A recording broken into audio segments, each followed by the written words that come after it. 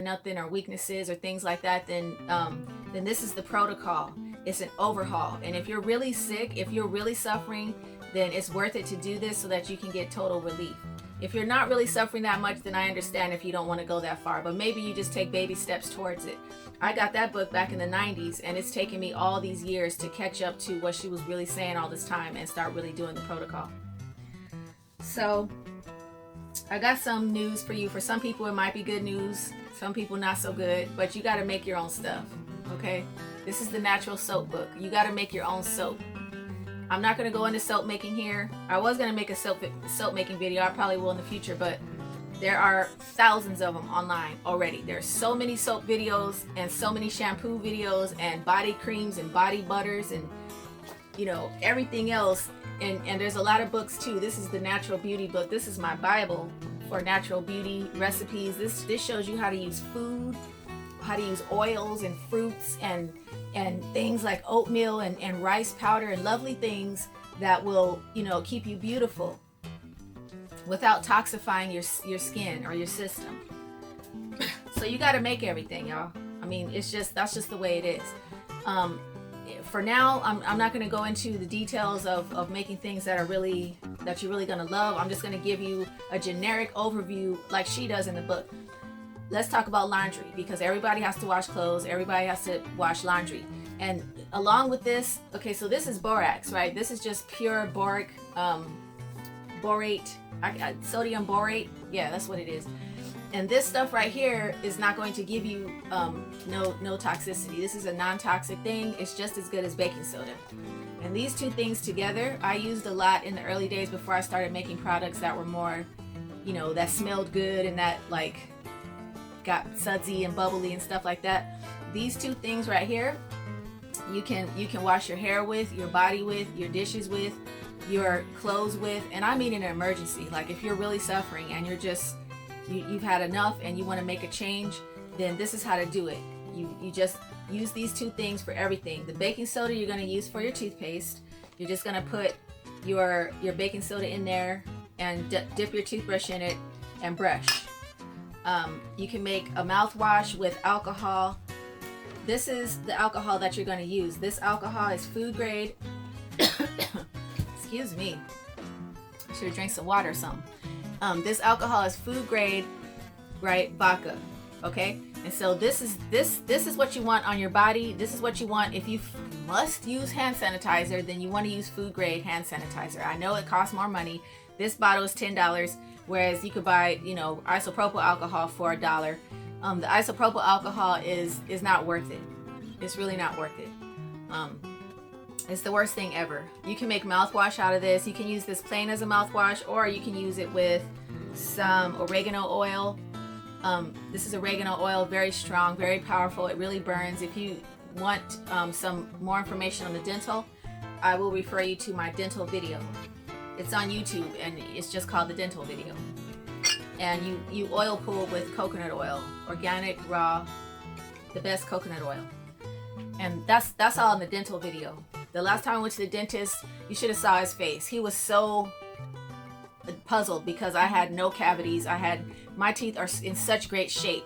This man was just beside himself. He didn't know what to do. So that's what did I cover? The teeth. Let's cover the armpits. The alcohol is going under your armpits, okay? The alcohol is under your armpits. This alcohol right here isn't the strongest one. The strongest one is actually Everclear, and I didn't bring that to the table, but that alcohol under your armpits is going to kill all the bacteria. This one works pretty good too, depending on your soap. If your soap cuts the funk real good, then this is fine. But if your soap like mine, like I've been using some soap that doesn't really cut it that much, because I just really don't stink anymore. Like since I've been doing all the stuff that I do, I don't worry about it. But I made this milk soap. It's like milky and creamy, and it just really moisturizes really nicely, but it doesn't really cut the funk all that much. It cleans, you know, I'm clean, I'm not stinky, but like I said, I don't really stink anyway. So let's see, hair, same thing with hair. You want to make your own shampoo. Talked about that already. I'm going to be making a conditioner video because I just discovered the most amazing hair conditioner recipe that I made up on my own, because I was looking and looking and looking. I didn't find anything that was really 100% natural that would get the tangles out of my hair. So I'm going to be sharing that soon. Stay tuned for that. These are organic cotton balls. This is organic cotton. So I'm going to tell you, if you have really bad endometriosis, ovarian cysts, if you have feminine issues that you know are suffering with of any kind, then you want to get reusable pads, and you don't want to be putting those tampons up there, and you don't want to be using those pads because they are all bathed in mercury. And so are the cotton balls, and so are the Q-tips. Everything involving cotton, even though it says pure and all that, is bathed in mercury. That's how they make it so that it has a better texture. It has a nicer texture and it gets it more white.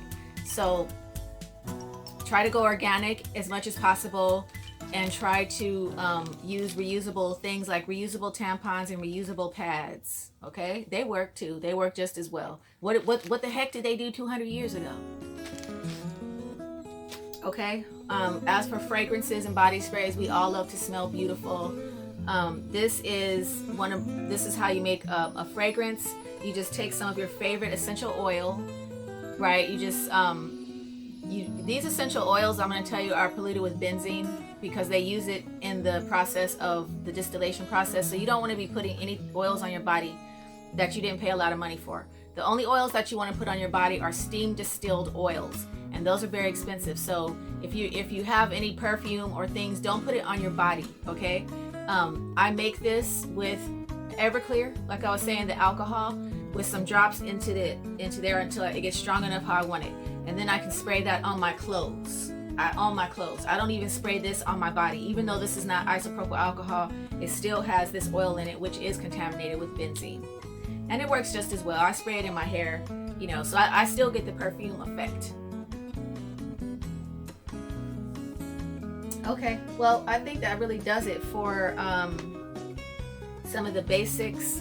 Oh yes, as far as hair care is concerned, and I also have to say that, you know, if you're not going to go cold turkey on everything, then you can do what I do sometimes, and what I did in the beginning for a long time was just to improvise and use stuff like these things. You know, this is like the hyperallergenic laundry soap, but what I do, I just take like 1 cup of this for this whole size of a bottle. I have another bottle, and then I'll combine that with the borax and water mixture, and so it's so fully diluted that this will last me a whole year.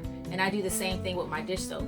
So and this is a dish soap. It doesn't have any dyes. It doesn't have any fragrances in it. That doesn't mean that it doesn't have PCBs in it though, because it does. This is still a contaminant. So this is, even though it looks great, it's clear and everything, it's still, you know, it still has some poison in it. But the nice part is that you can just take a little amount of this, and you can combine this with borax, the borax I just showed you, borax and some hot water, and this will last you 6 months. 1 bottle of dish soap will last you 6 months, and you'll still get the sudsy and you'll still get the clean that you love. As for hair products, my hair is big and frizzy, and so I need some frizz control, and I'm going to recommend to anybody who wears natural hair, or even if you flat iron your hair, flax gel. And you can go on YouTube and look up flax gel. It's just where you boil flax seeds you just boil them for like however long until it gets thick. But you don't want it to get too thick because you have to drain the seeds out, and then you drain out the seeds, and that gel works really well. But the only thing is that it's perishable, so you want to freeze most of it and just keep out what you know. Like if you know you're going to wash your hair, just take some out and then use that for your hair gel. It gets kind of crunchy, so you're going to want to use some oil. And of course, as far as moisturizers are concerned, I use only oils. Like this one is ghee. This is clarified butter, which sounds weird, but this is like the best. This is the best one so far. It's saturated, so this is a saturated fat, so it's really deeply moisturizing. And I use this on my face, my hair. I use this on everything now. But you can use olive oil or coconut oil. Don't use vegetable oil for anything, not to cook with, eat with. If you're wanting to know more about some of the food protocols and stuff, then I'll just recommend that you watch some of the videos on my channel, because I'm always talking about it. It's such an overhaul. It's such a different way of doing things that most people aren't ready for. But Like I said, you know, it's a process. You just inch your way towards it and you'll be fine. I recommend the paleo diet to you. Paleo diet, you can just look that up. And the reason I say paleo is because it's all natural. There's no processed food. It's not vegetarian or anything, but there's nothing processed there. And there's also no dairy. Although I don't agree with not eating dairy because dairy is very important, but dairy you have to sterilize it. Otherwise you're just getting more flukes. And it's a whole process about sterilizing dairy. So, you know, if you're gonna bake with the dairy, that's fine. If you're gonna fry with it like butter, or, you know, if you want to boil your milk and have your milk that way, that's great too. So I hope this has been helpful. If you have any questions or anybody who's interested in learning more about this protocol, holler at me. Peace.